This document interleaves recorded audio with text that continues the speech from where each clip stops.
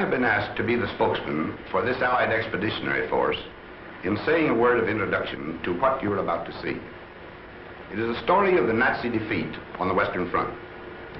So far as possible, the editors have made it an account of the really important men in this campaign.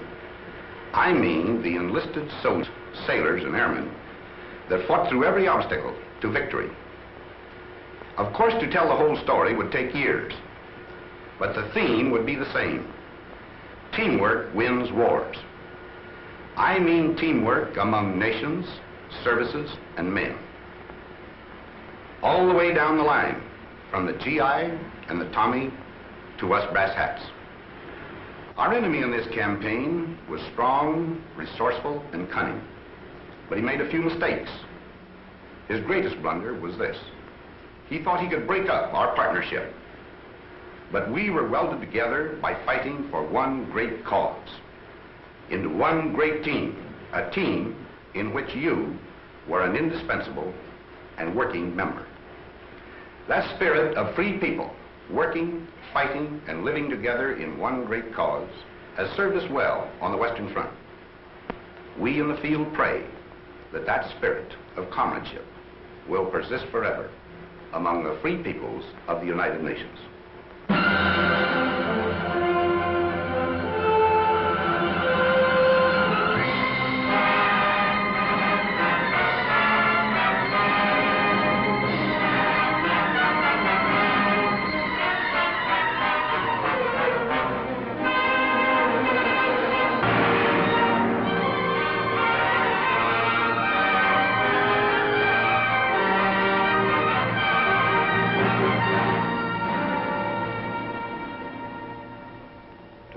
Now, living in love and hope, who sense the future in the surrounding air, this testament is offered. Here you may look on the violent fragments of our age and the once thinness of the little thread that made us then the citizens of freedom. For dark was Europe and the face of man when this begins. The nation had gone mad and struck out everywhere the compass knew. The ebb tide of our honor fell away and left its wreckage on 100 coasts. The German cast his fires about the globe. His strength, drawn from the smoking Saar and Ruhr, lay in our weakness. And at last his conquests smoldered behind the barriers of his arms. Along the channel where the sea strikes France stood the West Wall of concrete, stone, and steel to mock the frail hopes of the petty free.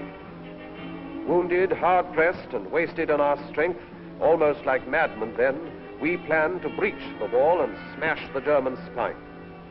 But where? We searched the coast of Europe like fierce eagles. Between low Flushing and deep-harbored Cherbourg, our eyes sought out the place of the assault. Exits and tidal range marked shallow Flushing off. Sand and the wind canceled the Belgian coast. The North Seine beaches were too small, and cliffs barred the approaches. Cotentin, too narrow. The Pas de Calais, heavily defended. It all resolved on Normandy, on Caen. There planes could land upon the carpet ground, the coast defenses were more light, and tides had a good range, and men were safe from winds. So on 5 miles of still unbloodied sand, the fretful course of fate would be assailed by armored nations. Now our people bent to the construction of a steel array and took the builder's hammer in their hands. It seemed almost as though the sun stood still till our free peoples, full of rage and power, heaved through the air the ponderous spear of war. This is our people's story, in their words.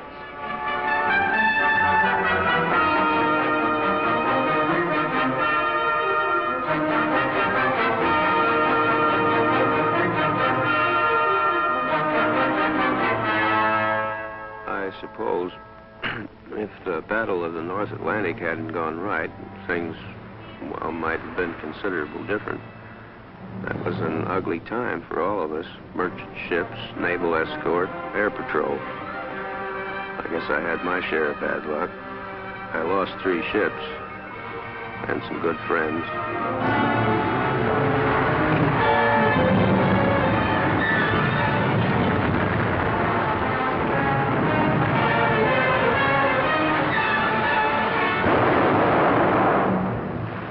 I remember reading somewhere that when a seagull comes down on a patch of oil, its feathers stick together and it can't get off the water again.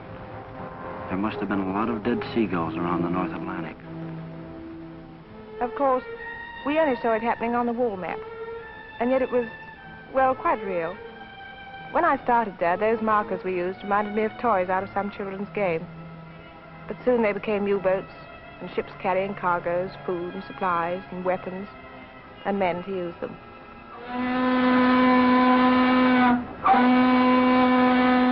I remember coming over, the worst thing about the trip was you didn't know where you were going. Wherever it was, you'd be a stranger, and nobody likes that. That ship was loaded from stem to stern with sad sacks. Around the third day out, things got pally. Like the fella said, we're all in the same boat. The comic. Finally, we got to Liverpool. They had a band to play us in, an English Army band full of chimes. I'm Dreaming of a White Christmas, they played. To tell you the truth, it was pretty corny. But nobody said anything because, well, you know, it was a nice gesture. Funny thing, on the way over, you felt like you were the whole works. You couldn't help it. But then, all over the UK, you'd see things that made you begin to realize you were just part of a big proposition. All kinds of things.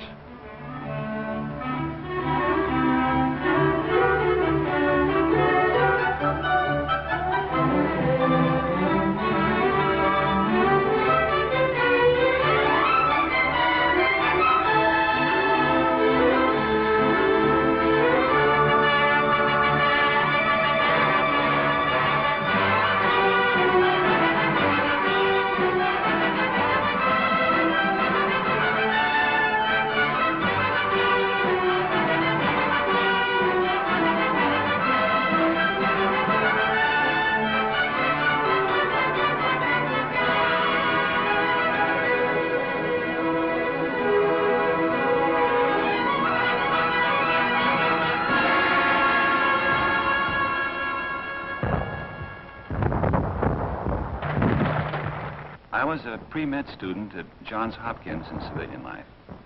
Now, I do know a little something about anatomy. And I say it is scientifically impossible for the human body to stand up to the training we receive. An absolute impossibility. Muscles and tendons and bone structure was not designed to withstand that battering. Don't ask me how it happens that we did stand up to it. I don't know. It has no scientific explanation.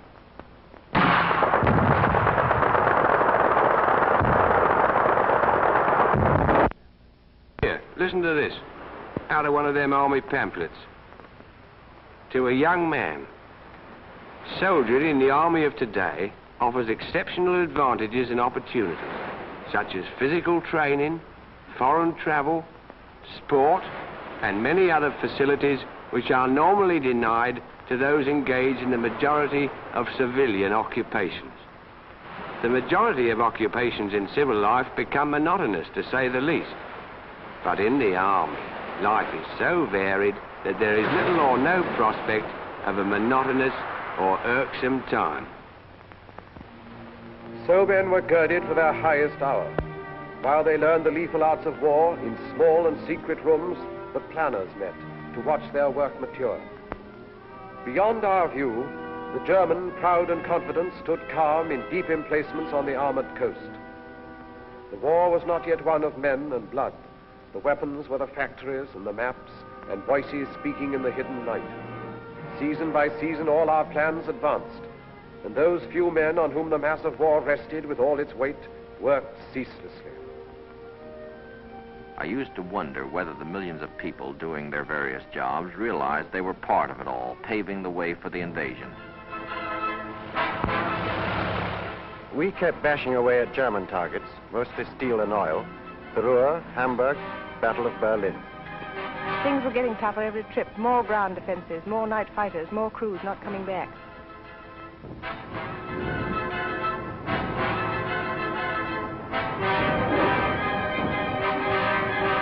We got away early in the morning. Sometimes we'd see Lancasters coming back. A lot of times we'd stoke up the same targets they did. We beat up aircraft factories, too. It was a D-Luke service, day and night, 24 hours a day.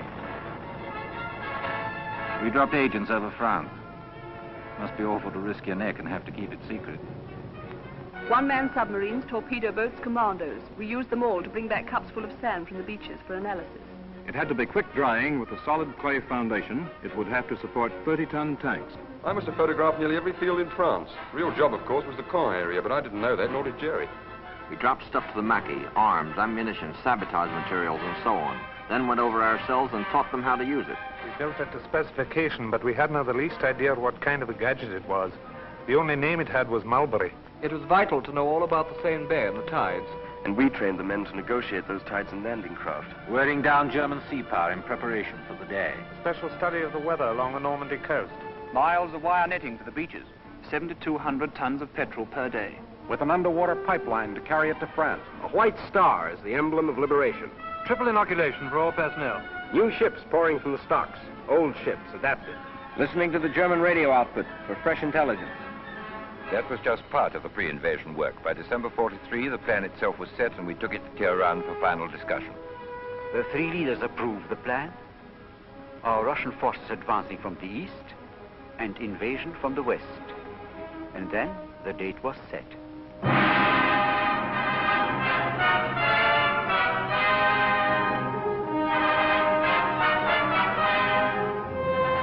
I assumed command at Schaif with the best all-round team for which a man could ask. Some had already been working for months in England. Others I brought with me from the Mediterranean. We adopted first a master plan, and then had to coordinate every last detail of the ground, sea, and air plans. While this was going on, we led off with an air show designed to make the landing points as soft as possible, to batter the German communications, and to make certain we'd have control of the air. It was quite a show. Those airmen did a magnificent job.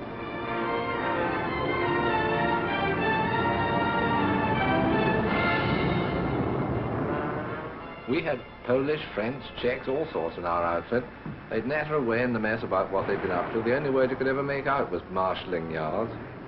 Us bombardiers seemed to do nothing but look down on French bridges those days. We used to ask each other, have you cut any good bridges lately? Well, finally, there was only one whole railway bridge left over the Seine between Paris and the sea.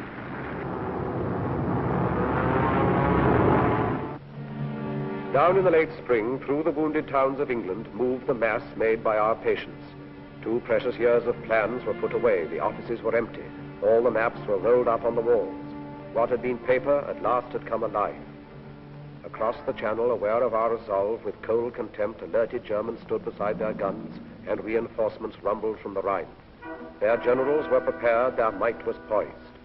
They looked across the heaving sea and grinned. They would reap harvest of us on the beaches, and even death himself would stand amazed. Yet faint across the groaning of the sea came the thin thunder of a mass of power.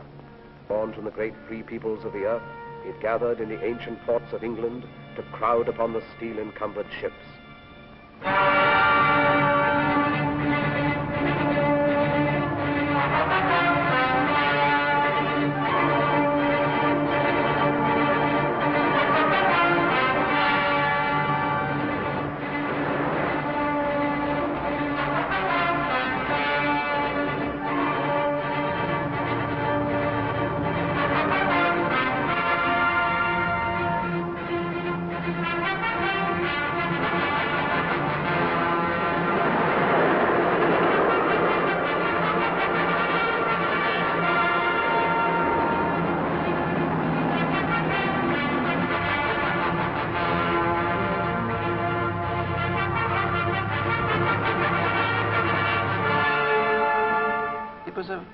Sort of feeling marching down to the ships.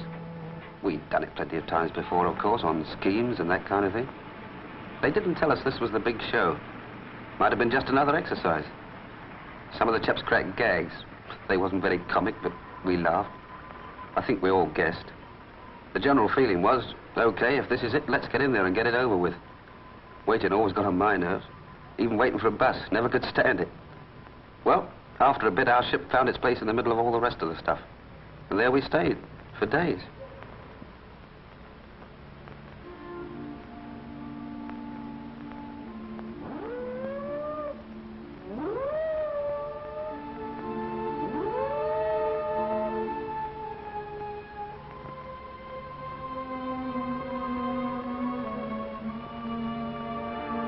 They gave us the final briefing then. We knew what to do and how. They told us where and when. That's a briefing. I listened to every word. Wrote it down in my head like a record, and it kept playing over and over again. Piece of beach in the morning. Ever since I became a soldier, they were getting me ready for this. Before, there'd been time in front of me, protecting me. Now the time had worn away, and there were only a few hours left. In the morning, I'd have to face it. I tried to imagine how much fear I would have, you know, if it would keep me from doing my job. I suppose everybody else was wondering the same thing.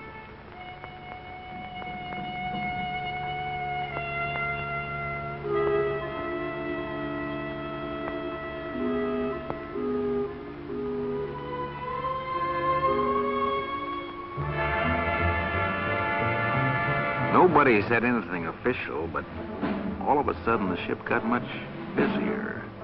And over the amplifier, the chaplain said he'd be saying Mass at 18:30 hours. Funny, I don't think I ever believed, even after the final briefing, that the invasion was going to come off. Then a voice in the loudspeaker said, "Men who wish to take their anti-seasick pills should take the first one now." That did it.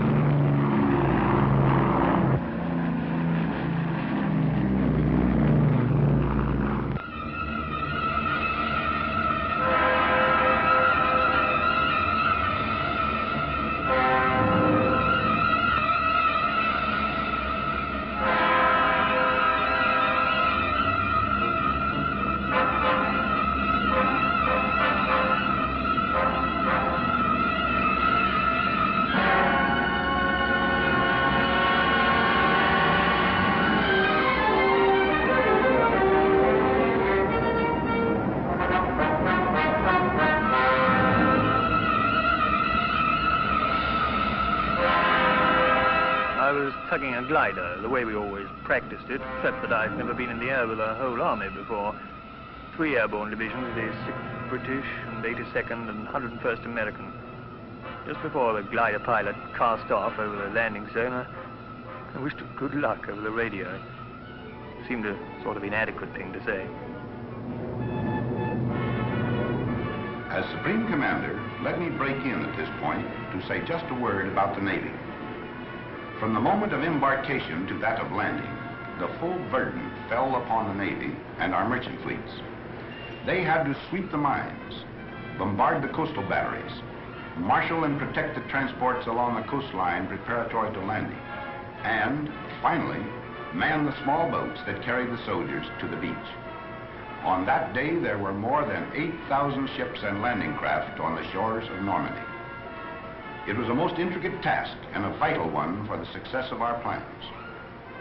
The courage, fidelity, and skill of the Royal and American Navies have no brighter page in their histories than that of June 6, 1944.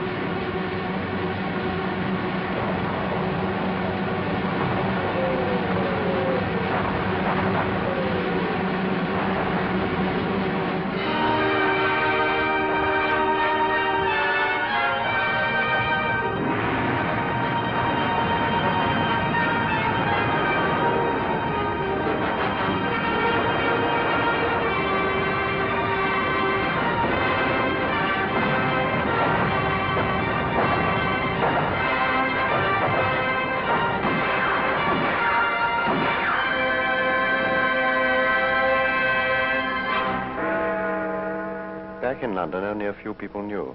It was a well-kept secret. Around daybreak, we correspondents were called and told to be at the Ministry of Information at 8. Then they told us.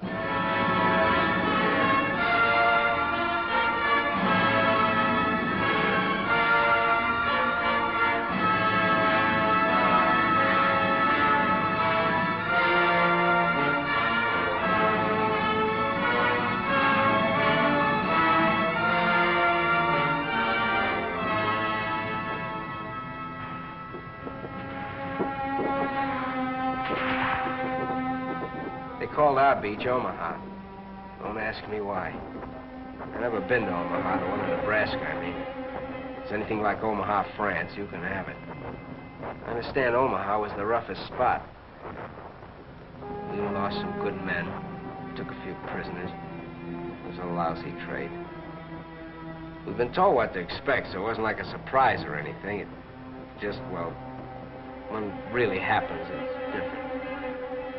For a while there, we were pinned down, but a lucky thing, the other beaches were going better, so we got a little more than our share of the old teamwork.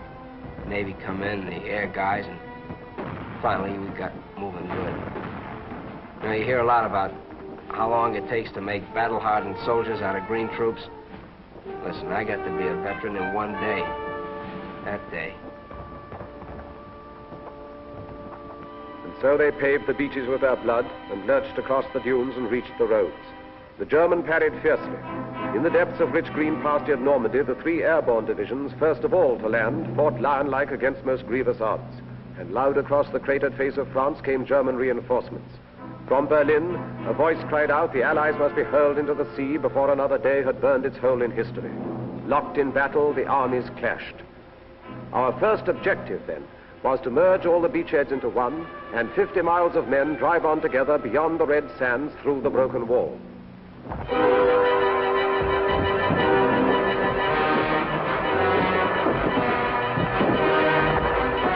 Where I was, it wasn't too bad getting ashore. After that it started. We had to fight for every bloody field. And it was the same each time. You crawl on your belly, keeping your backside in like you'd been told. Chuck in a few hand grenades, then rush them. Sometimes they killed us, but we were killing more of them. The trickiest part was the farms. They were regular little jerry fortresses. If we couldn't manage them on our own, then we'd have to wait while the company commander called back for artillery support. The Navy was still with us too, chucking in shells ahead of us. In 3 days we advanced 7 miles. Then we were told to stand fast and dig in. Next morning we heard the news. We got it from the BBC. It sounded great. We'd joined up all along the bridgehead. There was a solid line, 45 miles of it. We'd got a foothold. We were in.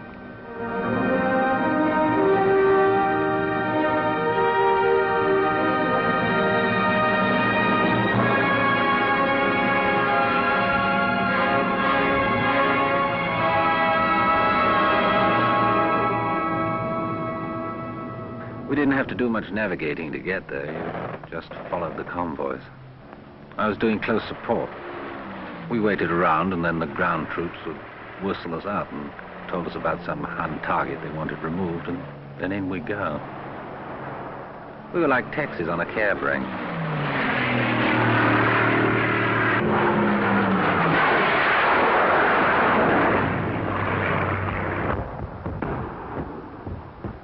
There's something nice about a beach, any beach. You think of a beach, and chances are you'll remember something nice. Like a party or a picnic. Pals from the old days. Girls in bathing suits. But the one I worked, Utah, looked more like a freight yard once we got going. For quite a while, we brought most supplies right over the open beach. Like we'd practiced it, and like we'd made up as we went along. We worked a 24-hour shift with ducks, lights, rafts, rowboats, all sorts of Rube Goldbergs. The stuff just kept pouring in. Tanks, trucks, food, ammo, guys, millions of things.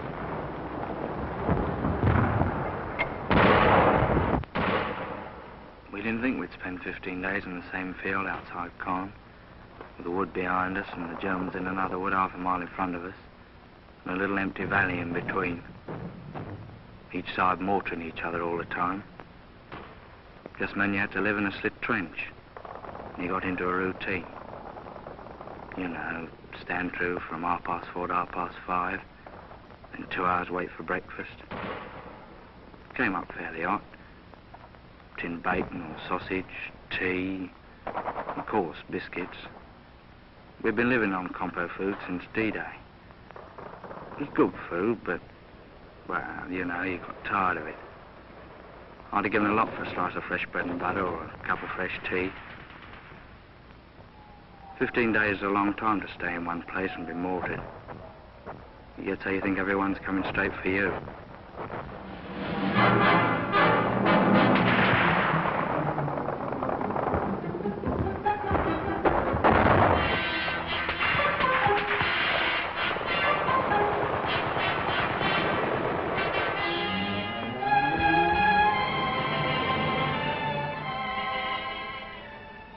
I can remember every case we ever had, especially the first one.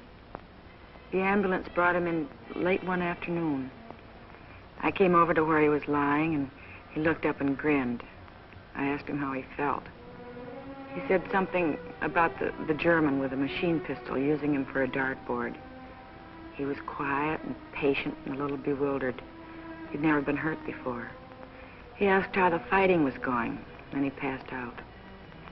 The doctor came over and looked at his wounds and then swore. Said he had no business to be alive. We put him on the operating table and did what we could. The doctor kept swearing all the time he was operating. We couldn't stop the bleeding. I remember the radio news that night. They said the casualties had been surprisingly light.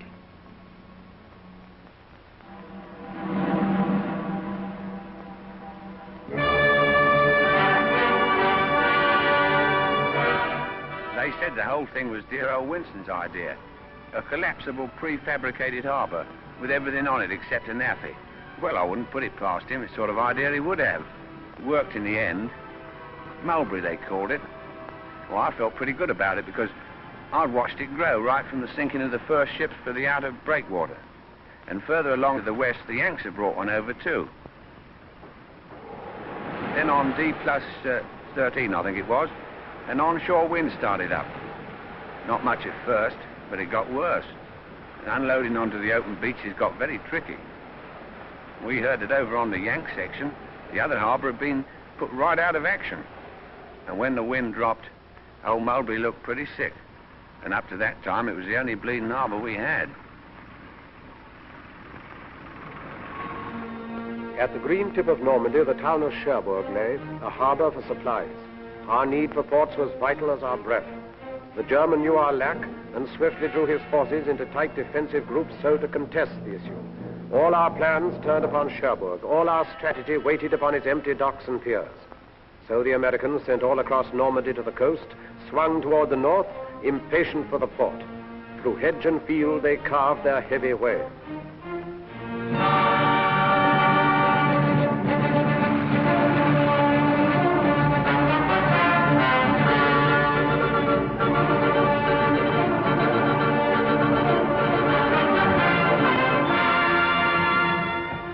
Remember back now when it seems like we took Cherbourg a couple of days after we hit the beach. Actually, it took 19 days to cover 30 miles. 30 miles and about 92,000 hedgerows, and a battle at every hedgerow. Otherwise, it was nice country, like Connecticut. Pretty trees and orchards, lots of cows, and nice little farmhouses. The apples were too green to eat, I remember. We hit it all fine with the people. Farmers, nice people. It got tougher when we pulled up on the outskirts of Cherbourg. They had great defenses. Then the artillery really carried the ball. For 3 days, we sucked it to them. Sometimes we were pouring in at point-blank range over open sights. Finally, old von Schlieben, the German commander, tossed in the sponge. That's after telling his men to fight to the death. We took Cherbourg on June 25th. Everything was rosy except the harbor we come from. The Jerrys had really smeared that harbor. But right away, our guys went to work cleaning it up. And the way they tore into it, you could see that pretty soon it'd be waiting for us fine. Then, well, we fought our way up the peninsula. Now we'd have to fight our way out of it. And everywhere inside France, we men of the Maquis were fighting too. I was in the north myself. We cut telephone and telegraph and high-tension lines, and eventually, when the Allies landed, we fought in the open. In the Savoy Mountains, our friends held up German convoys. Well, it was a little easier in the mountains. Boche reinforcements were delayed for many days. Factories and bridges would frequently disappear. But the price we paid for it was frightful. In the village of Oradour alone, the Germans slaughtered 1,100 out of the 1,200 population, and the place was completely burned. They were accused to have ambushed German troops. Every house was destroyed. Women and children died in flames in the church where they had been locked. Yes, the price we paid was very great, but our job was done. Caen is a town through which the easy Orne ripples its slow way to the waiting sea, capital of Normandy. And here the British struck a stone wall of Germans. This was no Cherbourg advance, a knife thrust through the fields, but rather was the grinding of a drill, inch by inch forward. Here it was the German feared a quick breakthrough to the River Seine, and here it was he massed his army's best, 10 of the 12 divisions of his armor, paratroops, SS men, the young, the cruel, against the veterans of Alamein. We wanted him to fight here and to hold the battered ground, because the future plans depended on him standing where he was. At Caen, the dust was diamonds. Every foot of ground was priceless, for by mid-most summer, Caen was to be the pivot of the war.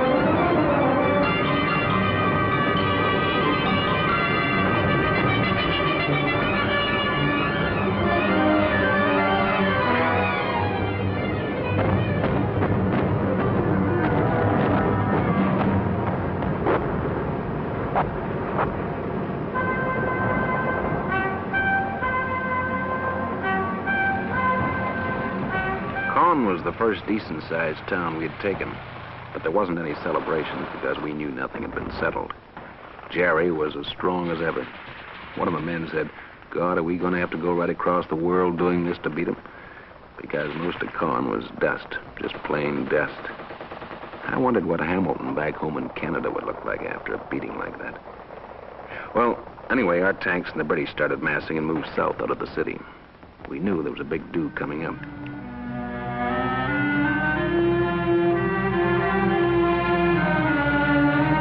The show for us began south of Caen, where the Poles joined up with us. When we began moving forward, I heard a lot of the lads say Rommel's on the run. But I'd been at Alamein, I knew he wasn't on the run. And I was right. There was nothing lovely about the battle south of Caen. No pincer movements, no outflanking, no nothing like that. Just an hard, bitter, bloody slogging match.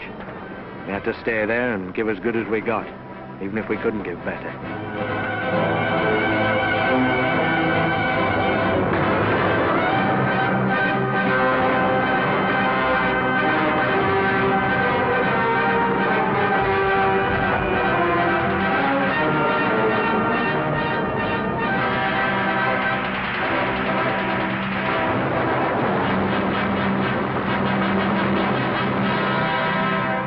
Beyond the rubble and the dust of Caen, the Empire troops kept up their endless pressure.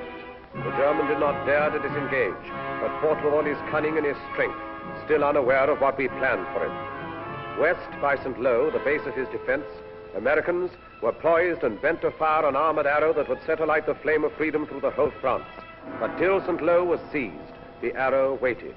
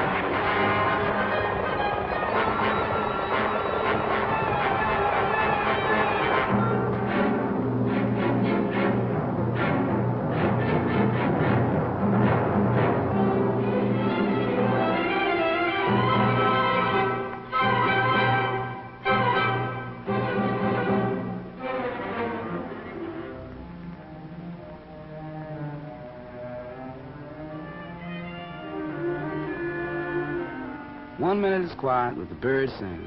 The next minute, the column of Sherman tanks coming around the corner going wide open. My buddy says, where those tanks come from? So I ask the tanker. He yells down there, the Third Army taking off. Been waiting for 3 weeks. Prepared somebody let the rabbit out of the hat. Man, what a rabbit. With pearl-handled revolvers. When I think back to the breakthrough, I don't seem to be able to remember anything but the French people. People beside the road, kids we couldn't stop to give candy to, FFI boys bringing in the krauts from the fields, and farm workers waving as we went by. It was easier to look them in the face and smile and wave back at them when you hadn't had to smash their homes to pieces first. The morning we got into Rennes, boy, that really was liberation.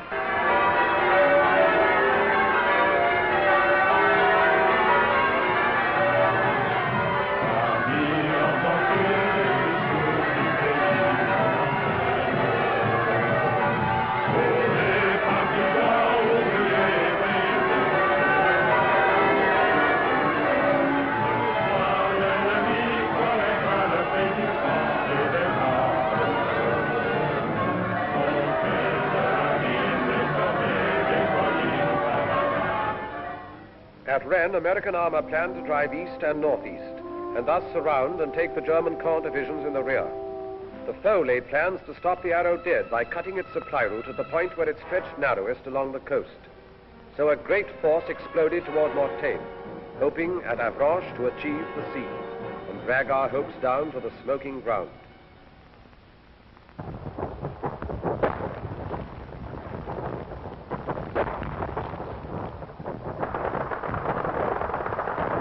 There's a lot of places I'd rather talk about than Mortain. That's where I got hit. We've been going great up to there. Some of the guys had even been singing, harmonizing. And then that first German artillery caught us. Pretty accurate, too. An hour later, I was short 18 men. Well, we holed in and we hit back with everything we had. They weren't just trying to stop us, see? They wanted to come right through. And then me. I get a belt in the face left side and I keel. The last thing I remember is looking up and seeing those RAF Typhoons. When I heard them screaming up ahead, I thought, geez, I'm glad they're on our side.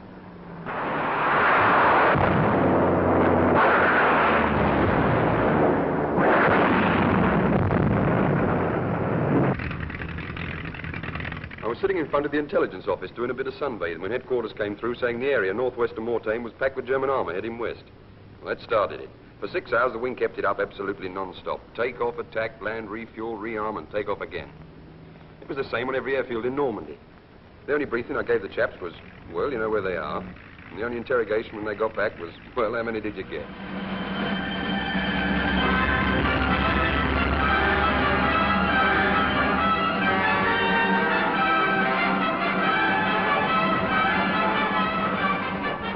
Three days it lasted. Every kind of soldier was in there and every weapon. For me, it was just eating and smoking and loading at 105. No sleeping. Then things quieted down and the word came back. We stopped them cold. Everybody felt like celebrating, but that was a tough order out there. I tried drinking a whole bottle of cough medicine. It worked fine. I got stiffer than a plank. The counterattack, which took us by surprise, still did not hinder our deceptive plans, for down from Caen the foe had drawn a force and left his north flank weakened. Now the stage was set. Toward Calais swept the Empire troops together with the Poles. The German heard behind his back American armor churn toward Argenton. Outgeneraled and outfought, he found himself within a closing trap.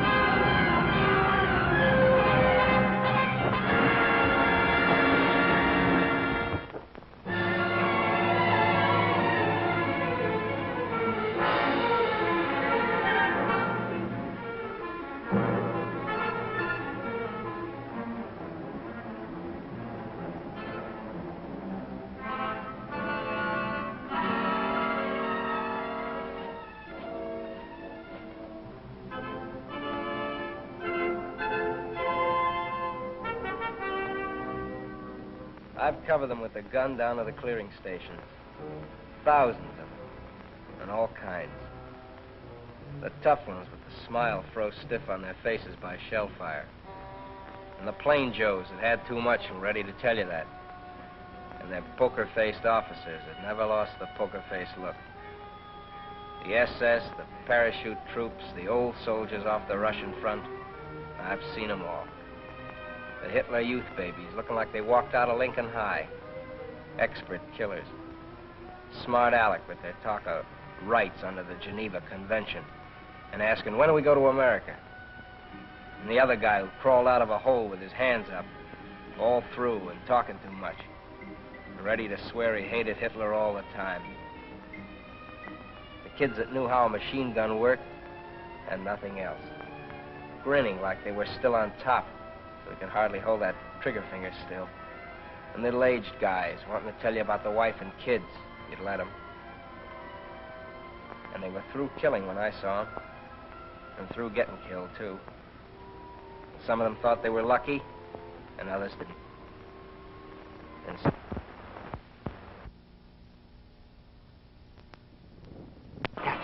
on the Place de la Concorde and began the battle for the city. After that, it seemed the French flag was hanging from every window. All the flags were made of curtains, all dresses, rags, everything, it didn't matter. 4 days later, we heard shouting coming from the Hôtel de Ville. We started running. Me, my husband, everyone in our house. As we ran, people were screaming. The French army had arrived. When we got to the Place de l'Hôtel de Ville, we saw it was true. I kissed my husband because he was crying. Oh, it's funny, eh? We began to realize how unhappy we had been for 4 years and how lucky we were to be alive on this August evening.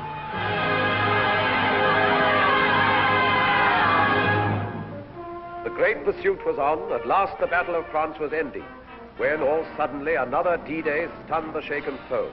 2 armies struck, American and French, along the broad-beached southern coast of France. Then north, the 2 new armies rolled like waves to join the forces moving on the Reich. Beyond the Seine, where from 100 sites the Germans launched their flying bombs and brought death and destruction on the English towns, our valiant armies went about the task long since assigned them. Toward the Reich frontiers, Americans advanced. Against the ports hugging the Channel, garrisons enforced by desperate foes, Canadians were sent. And in a thunderous sweep, the British armor surged toward a waiting Brussels.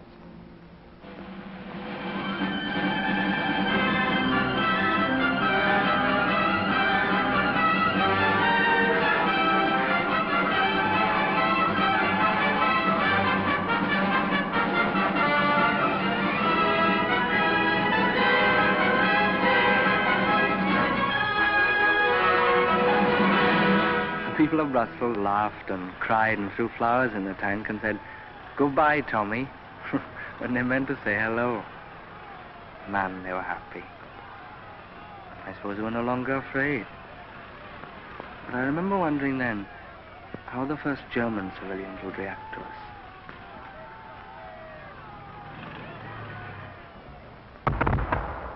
I remember one day we were coming across a big flat field. Didn't look like nothing special. I hopped a barbed wire fence, and a guy says to me, "Guess what?" So I says, "What?" So he says, "You're in Germany.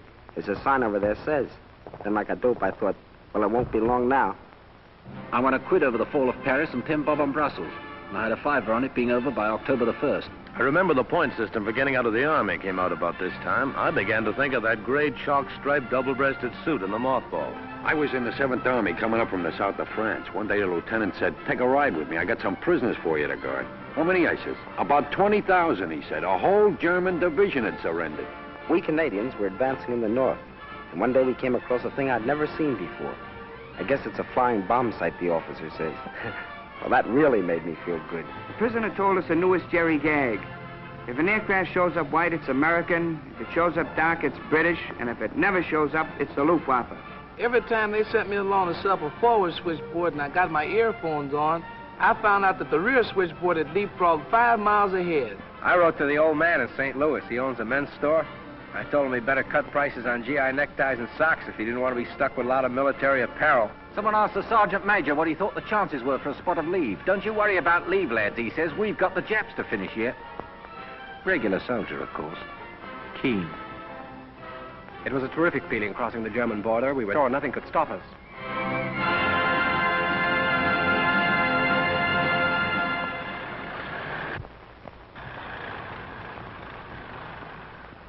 Then it happened. Just outside Metz, we ran out of gas. There just wasn't any to be had. I looked at my 30-ton Sherman sitting there, a useless hunk of iron. I wanted to bawl. I don't know how far we could have gone on, who knows. But it just stopped and sit there in the road. I knew then we were in for a rough time. When we took Aachen, the rations were short and mostly K rations at that. But we ate. Then we started to run low on ammo. Well, that was serious. You can't kill a man with K rations. At least I never heard of such an instance. From Antwerp to the Belfort Gap, our drives came to a stop. We could not then proceed until we had a port through which supplies could reach our armies. Crouched beside the quays, the German suicide garrisons held the port so sorely needed. When the German port strategy became apparent, we had to move swiftly to counteract his plan. We captured Cherbourg in a mighty rush, but he hung on to other harbors, and when he couldn't do that, he destroyed them. That was the story at Brest, where American ground, air, and naval forces fought such a long, bitter battle. In Brittany, where we were joined by French resistance forces. At the channel ports of Calais, won by the Canadians. Le Havre, captured by the British. Dieppe and Boulogne, Canadians. And Dunkirk, besieged by the Czechs. It takes a lot of freight per day, per man, to keep an army fighting in the field. The fellows I charged with getting it to the front had a tough nut to crack. We just didn't have enough working ports, that's all. Supplies suffered. Our offensive was slowed, and the German was gaining time to consolidate a new defense line. When our supplies petered out, we'd just reached the Siegfried line. That's as far as we got. We went through the first part easy, Dragon's Teeth and stuff like that. Then we hit the pillboxes, forts, obstacles, hidden positions. It was like going into one of those joints in Coney Island where you get lost. But instead of mirrors, they had guns. With supplies, maybe we could have cracked it then. Maybe not. I don't know. Frontal assault upon the Siegfried line was for the moment fatal. There, encased in trench and pillbox, lurked the German power. A hydra 100-headed, still unslain. And all the cunning of 1,000 years of war had gone to mold its walls of steel. Yet every line must somewhere have an end. In southeast Holland, nothing lay between the British army and the German plain except 2 rivers and a town. And so we made our plans. To send an airborne army down to seize Eindhoven and the bridges at Nijmegen and Arnhem. Then to hold them for the force that would sweep up like thunder from the south. Thus, where no line existed, would the Rhine at last be crossed in force. I was to jump last at Arnhem, so I sat right forward by the window. I could see nothing but blue skies and Dakotas with the fighters up topside like midges. One of the boys was reading a newspaper. He showed me a funny piece in it. I couldn't laugh. The coast of Holland came along before I was ready for it. Someone yelled, "Running up now." We got to action stations. I remember thinking, what a bloody bit of bad luck to be bumped off now when the war's nearly over.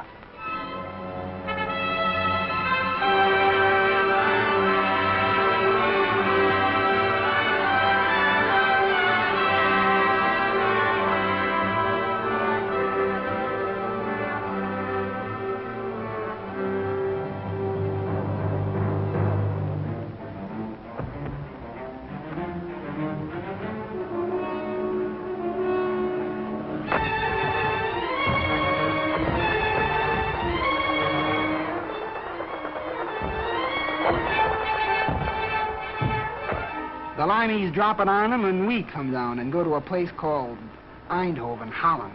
She goes good. We get right, dig in, set up a defense perimeter, and wait for the British Army to come up. Then we join them and head out for Nijmegen.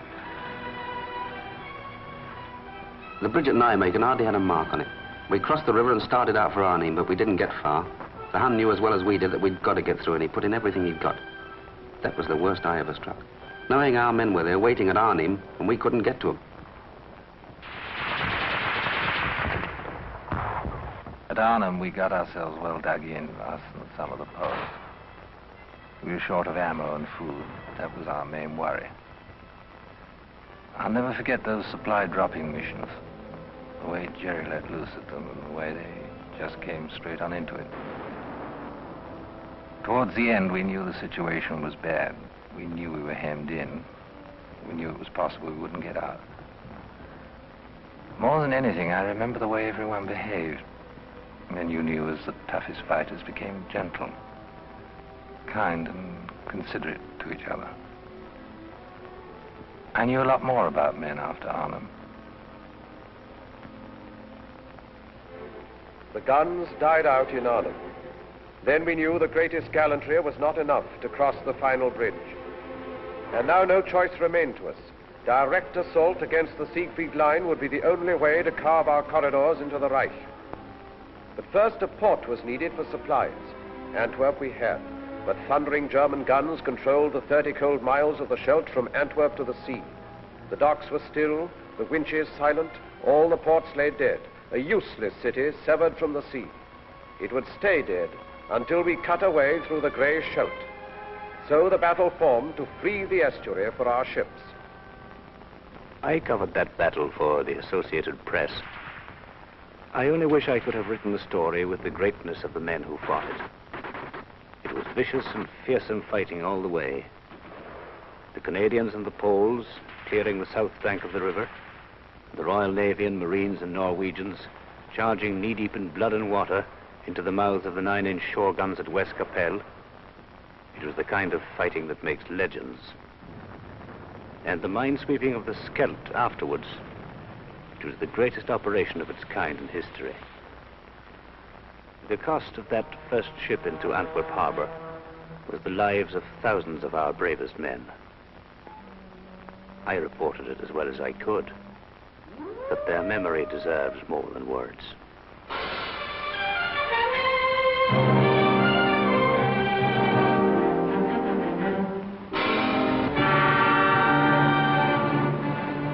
I was hauling on the first convoy out of Antwerp. When I got to the front, I saw more empty supply dumps than I liked to see. The boys wanted to know where the stuff was. You can't fight without stuff. Anybody knows that. I made lots of trips, don't know how many. Driving all day, all night, singing so as to keep awake.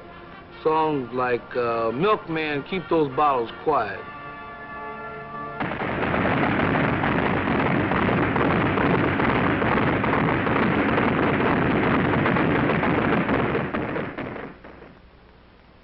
My job was to see to it that they had a new toothbrush and a cot, maybe a book to read when they came over from the east bank to the west bank of the Moselle for a little rest. We brought them over one company at a time because that was all the regiment could spare from the line at any one time. Somebody had tapped them on the shoulder and said, "All right, boy, you're going back across the river for 24 hours rest." And here they were, where they could rest. They just couldn't believe it. Here they were for just 24 hours without war. Everything was down to essentials, counted out like dollar bills through a teller's window. One night's sleep, one day's hot meals, one clean change of underwear, one clean pair of pants, one shave, one hot shower, one movie. I used to wonder what was the best of that day. Was it the chance for them to write home, a hot shower, or that long-legged girl on the screen? Whatever it was, all of it was over by morning. They were going back with their one clean suit of underwear, the hot shower, the clean shave, and the good night's sleep. Back across the Moselle to their holes in the ground and the shells.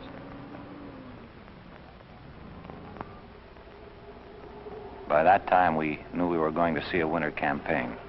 There was no way out of it. The Germans were dug in and they were tough. And it was plain that until we got a lot stronger, we weren't going anyplace. The squadron was operating whenever it could. There wasn't a lot of flying. We were iced up and fed up. Suppose you're having a swell time in Paris, my cousin wrote me. With all that perfume and silk stockings and that champagne. They called our end of the line south. We were in the Vosges Mountains with the American 7th Army. But it was very little warmth in the south. I recalled with pleasure the Mediterranean where we had landed in August. Ah, but memories do not keep one warm. Before I joined the army, I'd have thought it was certain death to dig a hole in my back garden and live in it for the winter, but that's what we did. The sergeant said, well, squirrels do it every year.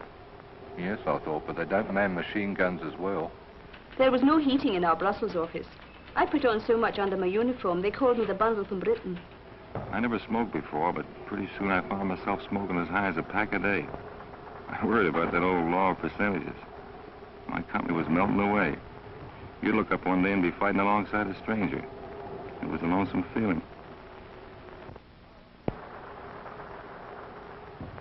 Our hunk of the line was the Ardennes. Pretty quiet. A lot of outfits had gone up north.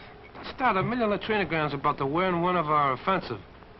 Then one day I'm standing guard and these shells start. I thought for a minute this was it. Till I realized these shells weren't outgoings, brother. They were incomings. Next thing I knew, German tanks. It was an offensive, all right, but it was going the wrong way.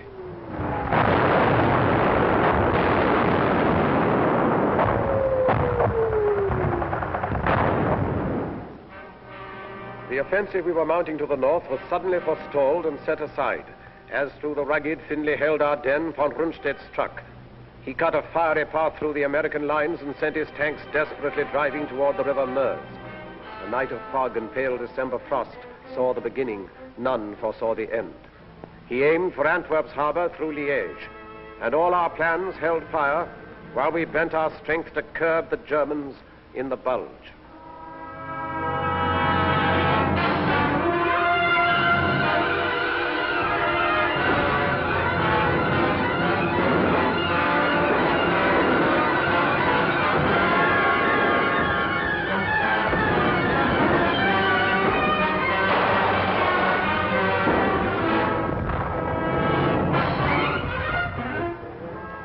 One night I was a replacement in England playing shove halfpenny in a pub. The next day they shoved me in an aeroplane, and that night I was fighting Germans and being kicked around. I don't know about the other outfits, but mine was being cut to ribbons. They were dropping all around me. The thing that still sticks in my head is the medics. The only weapon they had was a needle, but they were around right where it was the hottest. You'd hear that yell, medic, medic, and they'd be there.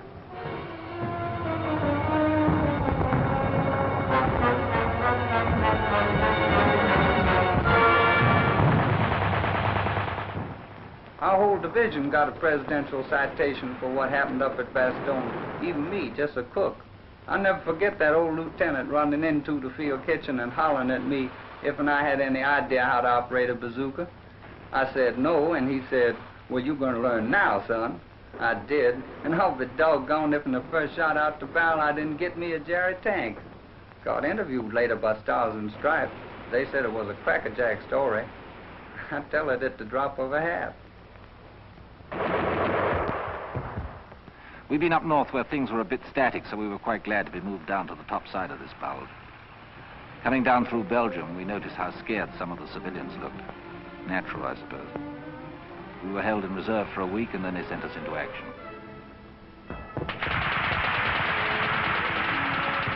On account of the fog, we couldn't get any air coordination.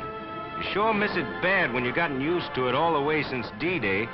And then on December 24th, like a Christmas present, that sun come up, and after a while we was giving him the old 1-2 again.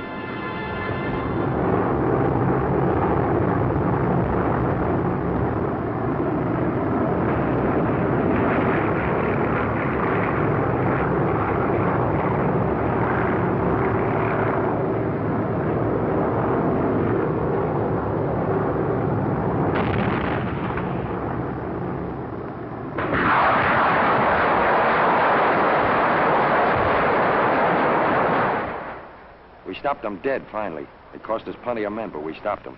And we started moving ahead again. The rest of us.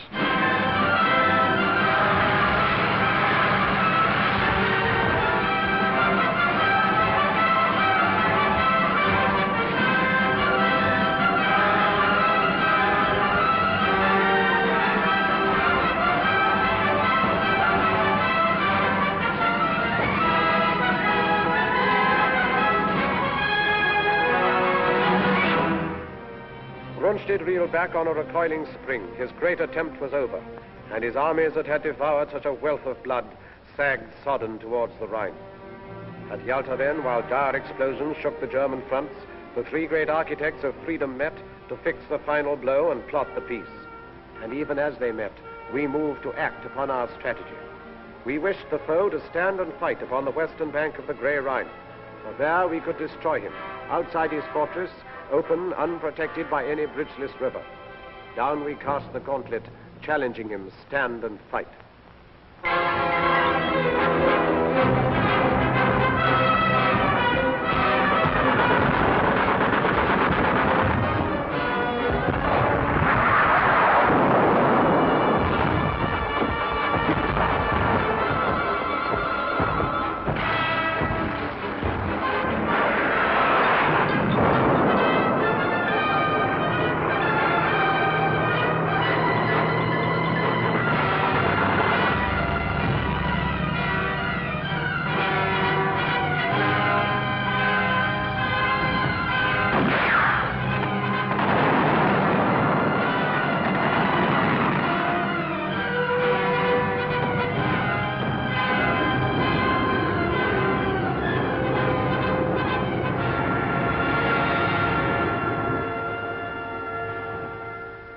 We were attacking the north of the Canadians, round about the Reichswald forest and the Dutch frontier area.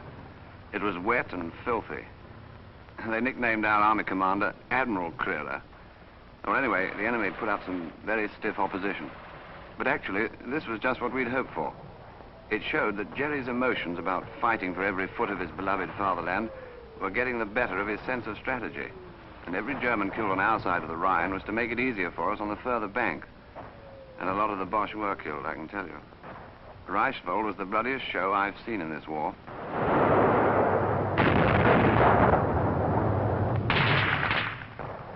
It was one of a push. The captain told me 8 divisions. He usually knows. He follows things like that. I was with the outfit that took Mönchengladbach, I think you say it. There weren't many civilians in the streets, and even the ones that were there, we weren't supposed to talk to unless we had to. There was a $65 rap for fraternization. I wonder how they happened to figure out that number. I mean, why 65? We could see the Cologne Cathedral a long time before we got there. That tower was our objective. It was on the Rhine River. We went fast, and by the time we got in the town, there wasn't too much fight left in them. Cologne was mangled, all right, but there were still a few buildings standing. I was sorry. I thought of those French cities, flattened. Anyway, we got our objective. Now we had to cross that river. I thought they must be very short of men when they put us sailors into battle dress, lugged the assault boats on the trucks and sent us across Belgium by road. Who talk about silent service. I'd never been sick at sea, but I was sick as a dog on the road. When we reached our destination, I was feeling lousy, longing for a breath of sea air, and found the whole bloody landscape under a stinking smoke screen. Like London it was. The next day we got up to the Rhine. It was good to get a glimpse of the water again.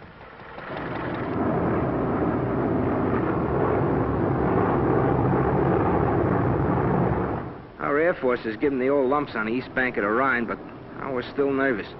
The Germans had blown the bridges, and we knew the crossing would be amphib. When I'm nervous, I get off my feed. For 2 days before that crossing, I couldn't eat nothing but a couple of Milky Way bars. It was going to be D-Day all over again. Dangerous. A miracle. There it was sitting there, big and black. I'm no architect, but to me that Remagen Bridge was the most beautiful bridge in the world. In the Army, when things go as per plan, that's wonderful. But when they go better than planned, then you figure the chaplain's working overtime. It was a break getting that bridge, and we cashed in on it. And the first guys over the river were over in style. The watch on the Rhine was finished, washed up. For to coin a phrase, kaput.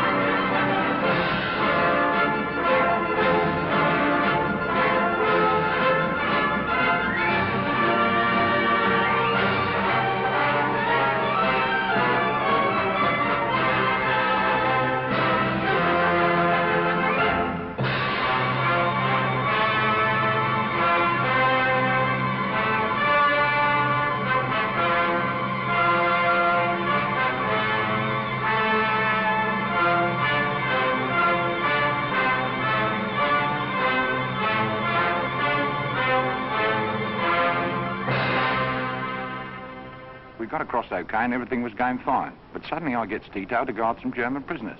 I'll never forget their faces when them airborne blokes started to come over.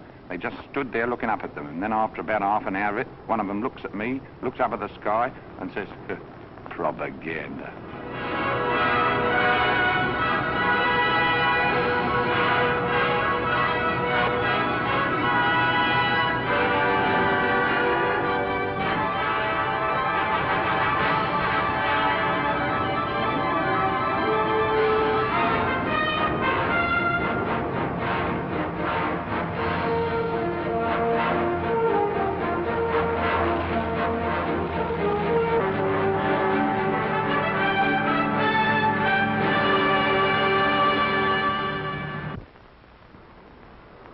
Pocket was the first big objective across the Rhine.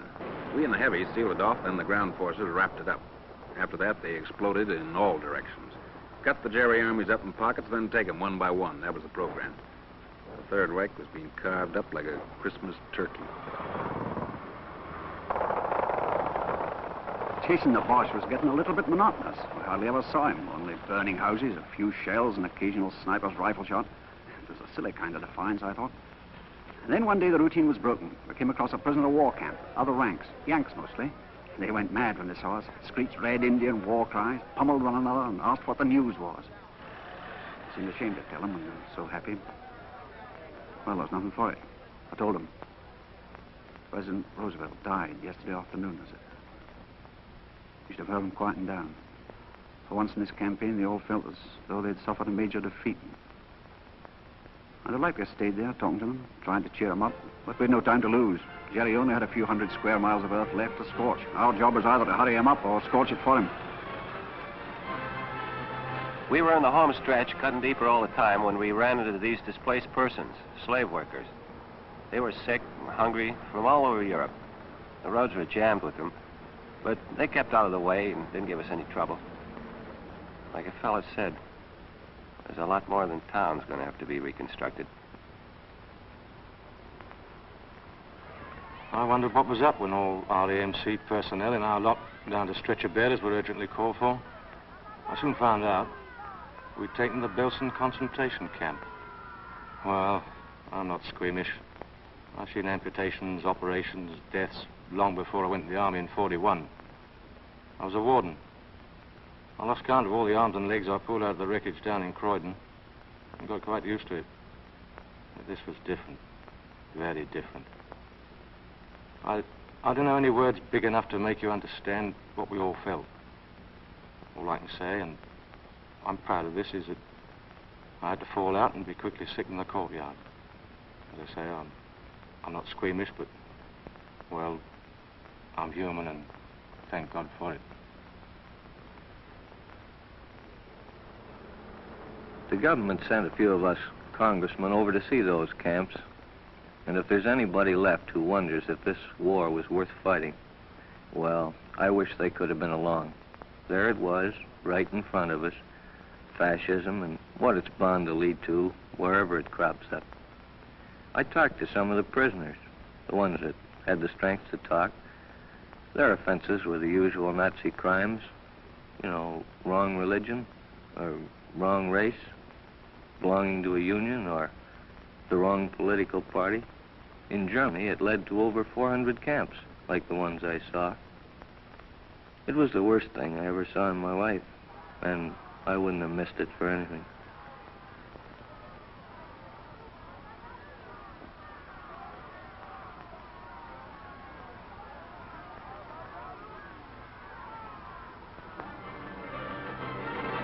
When an army gets to moving in a hurry, that's where air transport comes in. We'd been flying in the stuff along with the British Transport Command since D-Day. And towards the end, they seemed to be moving faster on the ground than we were in the air. As pocket after pocket of the foe fell, our hopes rose higher than the soaring flames that marked the broken towns of Germany. In Italy, 1 million prisoners came in, as with a single sudden blow, the German power was smashed. Then our tanks drove through the southern mountains, where the foe had hoped to make his furious final stand. The Russians took Berlin and cut the heart from Hitler's empire. And he himself, who planned to rule the earth from pole to pole, vanished like smoke among the falling walls. Upon the green banks of the River Elbe, we waited for the East and West to meet.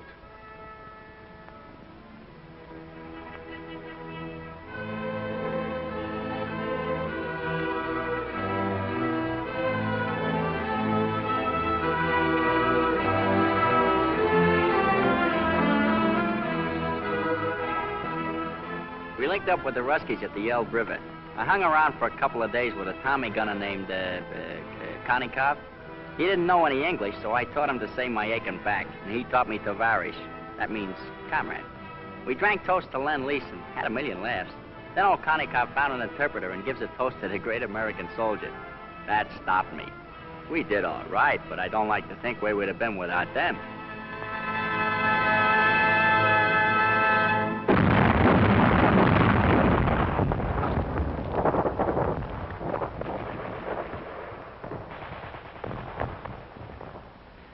We were going towards the Danish frontier, Bravenfeld, then Hamburg. The rot was setting in. 1.5 million surrendered in the north. The fighting was nearly over, and our job was beginning. We'd been training a long time for the administration of Germany, and we were prepared for plenty of trouble. Sabotage, passive resistance, or perhaps something more violent. You know, werewolves in sheep's clothing. But as it turned out, most of them were docile and did what they were told. They seemed healthy, well-fed. Their disease was in their minds. A German woman, looking at what was left of her town, said to me, "If only you'd given up in 1940, none of this need have happened."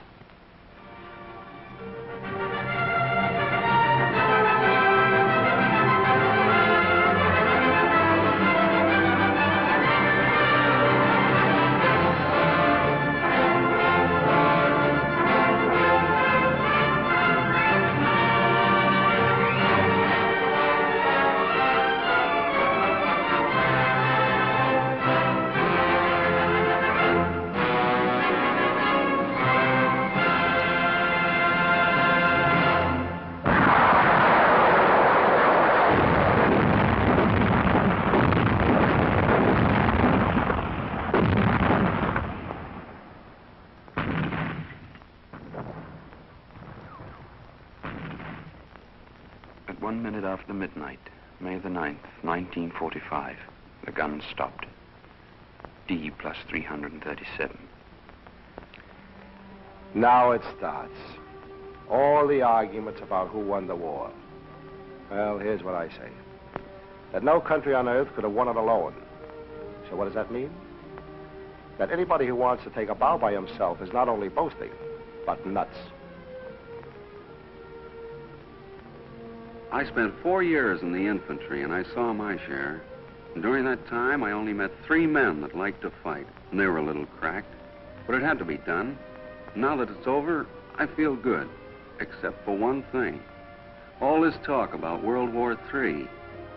These big pessimists that talk so easy about another war just didn't see this one, or enough of it. We watched them bringing in some high-up prisoners, quite ready to be friendly, some of them. I was thinking of fellas I'd known who'd bought it. Crashed, shot down, missing. Right through from the Battle of Britain. I remembered their faces, or some joke they'd played, or maybe just the way they laughed or something. There seemed to be such a lot of them I remembered.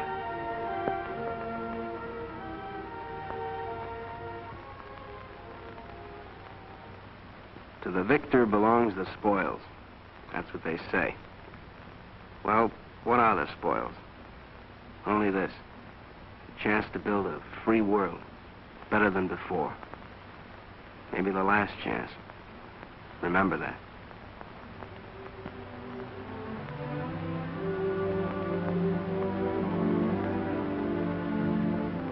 Now the time has come to put our victory to the tests of peace, in company with men of many lands to sift from ashes what the struggle taught.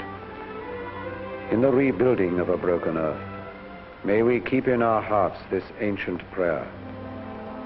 O Lord God, when thou givest to thy servants to endeavor any great matter, grant to us also to know that it is not the beginning, but the continuing of the same until it be thoroughly finished, which yieldeth the true glory